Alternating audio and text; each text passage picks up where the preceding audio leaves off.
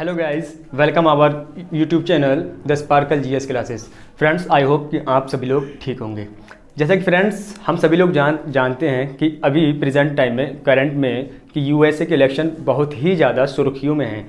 तो हमने सोचा क्यों ना आज अपने यूएसए के इलेक्शन के बारे में अच्छे से चर्चा करते हैं। फ्रेंड्स, आज हम जो पढ़ने वाले हैं, आज का जो हमारा टॉपिक है वो है यूएसए के इलेक्शन में और अपने इंडिया के इलेक्शन में क्या क्या डिफरेंसेस हैं। तो चलिए स्टार्ट करते हैं। फ्रेंड्स, सबसे पहले हम लोग इंडिया के और यूएसए के जो इलेक्शंस हैं उनके बीच में कॉमनली डिफरेंस समझते हैं, ओवरव्यू ले लेते हैं। तो फ्रेंड्स, हमने टाइम बचाने के लिए ये जो चीज़ है पहले ही लिख ली। फ्रेंड्स, जो कॉमनली डिफरेंस होता है यूएसए के और इंडिया के जो इलेक्शन में वो ये होता है कि जैसे कि जो इलेक्टेड हेड ऑफ स्टेट जो यूएसए में होता है, elected head of state and elected head of government, वो दोनों ही प्रेसिडेंशियल पद होता है, यानी कि दोनों ही पदों पर प्रेसिडेंट काबिज रहता है। जबकि अगर बात करें अपने इंडिया की, तो यहाँ पर इलेक्टेड हेड ऑफ गवर्नमेंट अपने यहाँ का पीएम होता है, जबकि elected head of state president होता है। एक्चुअल में बात यह है कि जो यूएसए के प्रेसिडेंट के हाथ में पूरी ऑल ओवर पावर होती है, जबकि अपने यहाँ पर जो पावर होती है वो पीएम के हैंड में होती है, एंड जो मेनली पावर जो होती है वो पीएम के हैंड में होती है, और प्रेसिडेंट तो सिर्फ नाम के लिए ही होते हैं, उनके हैंड में मुख्य मेन पावर नहीं होती है। तो ये जो चीज़ मैंने जो लिखी है वो यही है। फ्रेंड्स, अगर हम बात करते हैं क्वालिफिकेशन की, तो अगर यूएसए के पर्पस से चलें तो यूएसए में जो एज ऑफ लिमिट होती है प्रेसिडेंट बनने के लिए वो 35 ईयर्स होती है, 35 ईयर्स होती है। और जो उसका रेजिडेंट स्टेटस होता है वो प्रीवियस 40 ईयर्स से होना चाहिए, यानी कि जो उम्मीदवार है प्रेसिडेंट का, उसका पिछले 14 सालों से अमेरिका में रहना कंपलसरी होता है। अगर अपने इंडिया की बात करते हैं तो एक और पॉइंट होता है कि उसका जो बर्थ है वो भी यूएसए में होना चाहिए। बिल्कुल जस्ट लाइक दैट कि अपने इंडिया का जो प्रेसिडेंट का जो उम्मीदवार होता है वो भी इंडिया में ही जन्म स्थान होना चाहिए, और वो जो है सदन जो अपनी संसद जो होती है उसके जो दोनों सदन होते हैं, लोकसभा और राज्यसभा, उनमें से किसी एक का सदस्य होना जरूरी है। अगर प्रेजेंट दैट टाइम अगर वो प्रेसिडेंट का चुनाव इलेक्शन लड़ रहे हैं, तो अगर उस समय नहीं है तो उसके आने वाले 6 महीने के अंदर वो किसी ना किसी की सदस्यता ले लें या उसके काबिल हों। तो फ्रेंड्स, अब बात करते हैं अपनी जो सबसे ज़्यादा इम्पोर्टेंट डिफरेंस है उनके बारे में। फ्रेंड्स, जैसे कि अपने यहाँ होती है संसद, क्या होती है? संसद। ठीक वैसे ही यूएस के अंदर होती है कांग्रेस। जो अपने यहाँ संसद का वर्क होता है फ्रेंड, बिल्कुल वैसे ही वर्क होता है कांग्रेस का। भाई, वहाँ पर संसद को ही कांग्रेस कहते हैं। कांग्रेस कोई पार्टी नहीं है, पार्टिकुलर कोई पार्टी नहीं है, वो एक संसद ही, पार्लियामेंट ही है, जिसको हम कांग्रेस के नाम से प्रोनाउंस करते हैं। फ्रेंड्स, जैसे कि अपने यहाँ संसद में मैं बिल्कुल पैरेलल लेके चलता हूँ डिफरेंस बताते हुए कि अपने यहाँ जो संसद है उसमें 2 सदन होते हैं। एक जो होता है उसे हम लोकसभा कहते हैं। क्या कहते हैं? लोकसभा। इसको हम निम्न सदन भी बोल देते हैं, निम्न सदन। और दूसरा है आपका राज्यसभा, जिसको हम उच्च सदन बोलते हैं। बिल्कुल ऐसे ही यूएस कांग्रेस में भी 2 सदन होते हैं। एक होता है हाउस ऑफ रिप्रेजेंटेटिव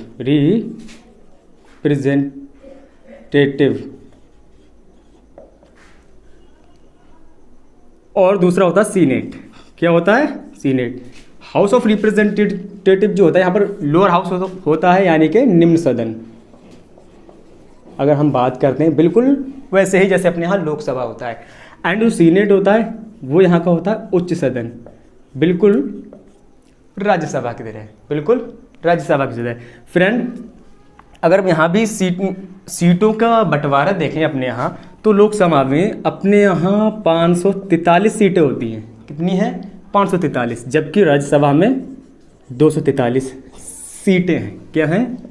सीटें। ठीक है, ऐसे ही यहाँ पर भी अगर हम सीटों की बात करें तो यहाँ पर सीटें तो आपकी बनती हैं 435। कितनी हैं?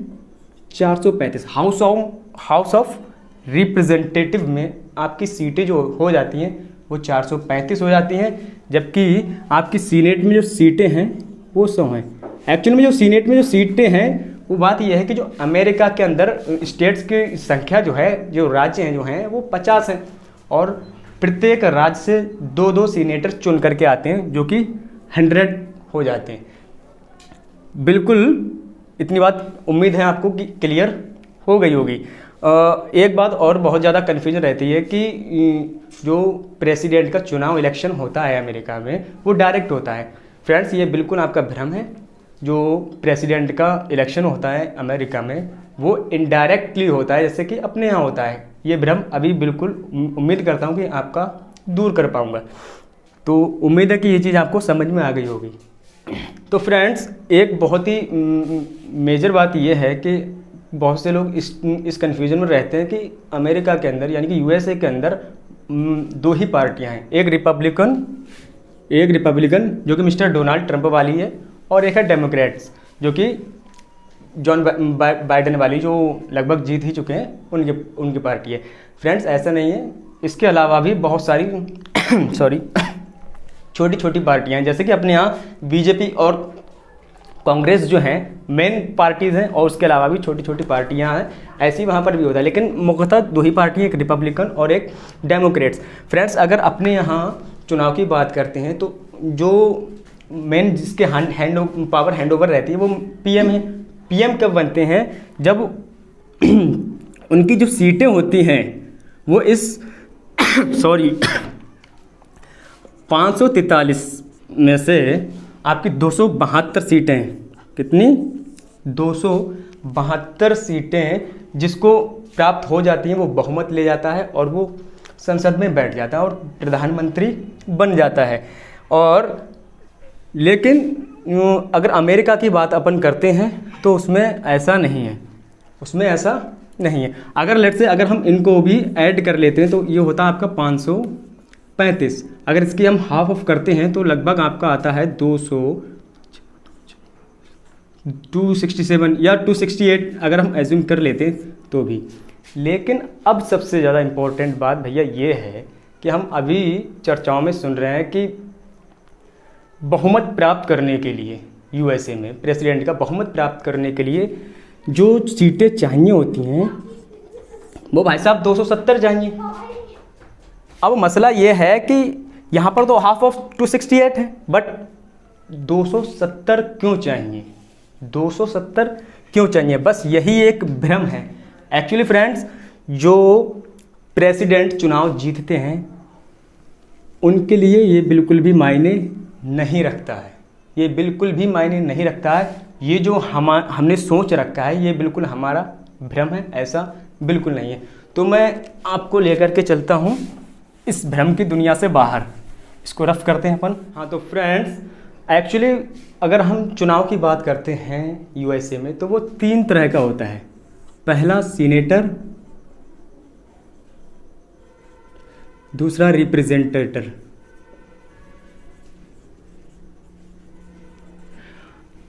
सीनेटर जिसकी 100 सीट्स हैं, और ये जो रिप्रेजेंटेटर जो हैं इनकी भाई साहब 435 सीट हैं। इनसे मतलब कुछ नहीं बनता है यूएस प्रेसिडेंट का। भाई, इनको जो यूएस का प्रेसिडेंट जो बनता है ना वो इलेक्टर से बनता है। किससे?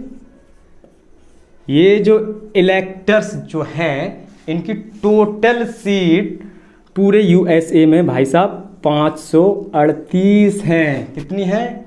538। अगर हम इन 538 को हाफ करते हैं तो भाई ये निकल के आती हैं 269, half of total seats, and +1 270। इसीलिए लगातार न्यूज़ में है कि प्रेसिडेंट बनने के लिए यूएस का 270 सीटें होना कंपलसरी हैं, जो कि लगभग मिस्टर बाइडेन प्राप्त कर चुके हैं। और ये जो 538 हैं ये बिल्कुल इन्हीं को ओवरलैप करके रखी गई हैं। जैसे जैसे इनका बंटवारा है वैसा ही इनका बंटवारा है। बस ये जो 3 सीटें 535 इनको ऐड कर रहे हैं तो कितना आ रहा है, 535, इनसे 3 प्लस यानी कि 3 ज़्यादा हो रही हैं इलेक्टर की सीट्स। ये जो 3 ज़्यादा है ना, ये वॉशिंगटन डीसी जो है यूएसए की जो कैपिटल वॉशिंगटन डीसी है, ये वहाँ पर दे दी गई हैं। बाकी की हर स्टेट में एक एक हैं, बाकी की हर स्टेट में बिल्कुल सेम जिस तरह से इनका बंटवारा वैसे ही किया गया है, बस वॉशिंगटन डीसी में 3 एक्स्ट्रा हैं। दूसरा ये भी है, ये इलेक्टर्स ही होते हैं। अभी जो एक्चुअल में जो अभी इलेक्शन हुए हैं, जो पब्लिक ने वोट दिया है वो किसी प्रेसिडेंट को नहीं दिया है, पार्टिकुलर किसी प्रेसिडेंट को नहीं दिया है। उन्होंने जो वोटिंग किया है वो वोटिंग इलेक्टर्स को किया है। किसको किया है? इलेक्टर्स को किया है। और चूंकि अगर आप कहेंगे कि वोट इलेक्टर्स को किया है तो फिर बाइडेन या फिर ट्रंप क्यों चुनाव जीतने जा रहे हैं या फिर जो भी है, तो भाई जैसे कि अपने यहाँ कांग्रेस के जो अध्यक्ष जो हैं, या अगर कांग्रेस का कोई चेहरा है पीएम पद के लिए, या फिर राहुल गांधी जी हैं या फिर सोनिया गांधी है या फिर बीजेपी के लिए मोदी जी हैं, तो बिल्कुल वैसे ही यहाँ पर जो पार्टीज हैं mainly 2 parties, Democrats and Republican, उन्होंने एक राष्ट्रपति बनने के लिए एक नॉमिनेट जो चेहरा दिया है वो इधर बाइडेन और इधर रिपब्लिकन वाले ट्रंप जी हैं। यानी कि जो वाली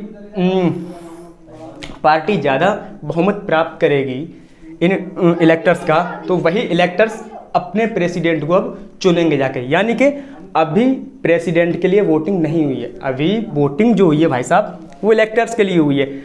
अब ये जो इलेक्टर्स हैं दिसंबर में प्रेसिडेंट के लिए वोटिंग करेंगे और वहाँ पर प्रेसिडेंट बनेंगे, जो कि जनवरी 2021 में शपथ ग्रहण करेंगे। भाई एक और इम्पोर्टेंट चीज़ बतानी थी, हाँ एक सबसे इम्पोर्टेंट बात, आप भी चक्कर में पड़ जाएंगे कि ये क्या होता है भाई। जैसे कि अगर मैं अपने यूपी की बात कर दूं तो यूपी में लगभग 80 सीटें लोकसभा की हैं।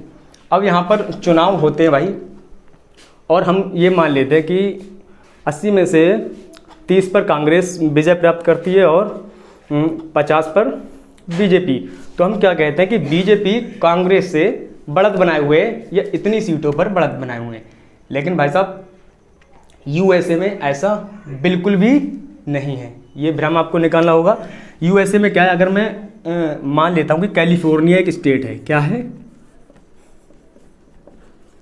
कैलिफोर्निया एक स्टेट है, जैसे कि टोटल स्टेट 50 है, उनमें से अगर मैं 2 स्टेट्स को छोड़ दूं, वो 2 स्टेट्स जिनके नाम हैं, एक तो मैंने भाई नाम बड़ा अजीब है, और एक है नेब्रास्का, ठीक है, ये 2, एक और नेब्रास्का है, ये 2 स्टेट्स को छोड़ करके यानी कि 48 स्टेट्स में ये होता है भाई। अगर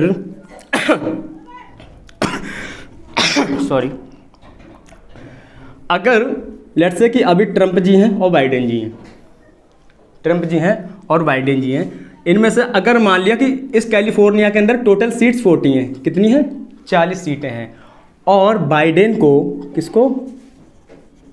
को एज्यूम कर रहे हैं भाई, फैक्ट नहीं है, बाइडेन को यहाँ से मिलती हैं 21 सीट्स, 21 सीटों पर विजय पाते हैं बाइडेन, और ट्रंप महाराज जो हैं वो 19 सीटों पर विजय पाते हैं। तो भाई इन दैट कंडीशन ये जो ट्रंप जी जिन सीट्स पर विक्ट्री हासिल किए हैं ये भाई साहब कट कर दी जाएंगी, और टोटल 40 सीट्स सभी की सभी बाइडेन के खाते में चली जाएंगी। ये सबसे बड़ा इश्यू है। आपको जानकर के आश्चर्य होगा, सन 2016 के इलेक्शन में जीते तो ट्रंप थे, लेकिन उधर डेमोक्रेट्स जो थी मिसेस हिलेरी क्लिंटन, वो जो हार तो गई थी, लेकिन अगर वोटिंग की बात करी जाए, वोट्स की बात करी जाए कि किससे ज़्यादा मत प्राप्त हुए, तो लगभग 2.9 मिलियन कितने, अगर मैं कैलकुलेट करूं लगभग 29 लाख, इतने वोट हिलेरी क्लिंटन को ट्रंप से ज़्यादा मिले थे। इन स्पाइट ऑफ वो हार गई थी। रीज़न यही। तो फ्रेंड्स एक फैक्ट और समझ लेते हैं यहाँ पर। यूएसए के अंदर जैसे कि अपने यहाँ जब चुनाव होते हैं तो चुनाव आयोग उन्हें आयोजित कराता है, जबकि ये बात हमें ध्यान रखनी है कि यूएसए के अंदर कोई भी चुनाव आयोग नहीं है, कोई भी चुनाव आयोग नहीं है। वहाँ पर जो चुनाव आयोजित कराती हैं वो राज्य सरकारें कराती हैं। कौन कराती हैं? राज्य सरकारें। जबकि अपने यहाँ चुनाव आयोग है, यानी निर्वाचन आयोग है, जो कि आर्टिकल 324 के अकॉर्डिंग अपने संविधान में रखा गया है, जो कि अपने यहाँ चुनाव आयोजित कराती हैं। और यूएसए के अंदर राज्य सरकारें चुनाव आयोजित कराती हैं। यही कारण है कि अभी जो ट्रंप महाराज जो हैं वो बहुत ही बौखलाए फिर रहे हैं। वो कह रहे हैं कि भाई ये जो राज्य सरकारें मेरे खिलाफ हैं और चुनाव में धांधलेबाजी करेगी, और इसलिए वो पहुंच गए हैं कोर्ट। और अगर हम बात करें इलेक्टर्स की, तो भाई ये जो इलेक्टर्स है ना, ये तब तक ही इनकी वैल्यू है जब तक प्रेसिडेंट और वाइस प्रेसिडेंट यूएसए का बन नहीं जाता है। जैसे ही प्रेसिडेंट और वाइस प्रेसिडेंट यानी कि राष्ट्रपति और उपराष्ट्रपति यूएसए के बन जाते हैं, उनके बाद इनकी जो वैल्यू होती है वो 0 हो जाती है। इनको कोई पूछने वाला भी नहीं होता। ये सिर्फ इसीलिए ये जो इलेक्टर्स हैं इनका चुनाव इसीलिए होता है कि ये राष्ट्रपति और उपराष्ट्रपति को चुन सकें। तो उम्मीद है कि आपको ये सारे डिफरेंस जो इंडिया और यूएसए के जो इलेक्शन डिफरेंस है वो समझ में आए होंगे। आशा करते हैं बहुत अच्छे से समझ में आए होंगे, और ऐसी ही रोचक जानकारियों के लिए जुड़ रहे हैं हमारे चैनल के साथ। Thank you. जय हिंद।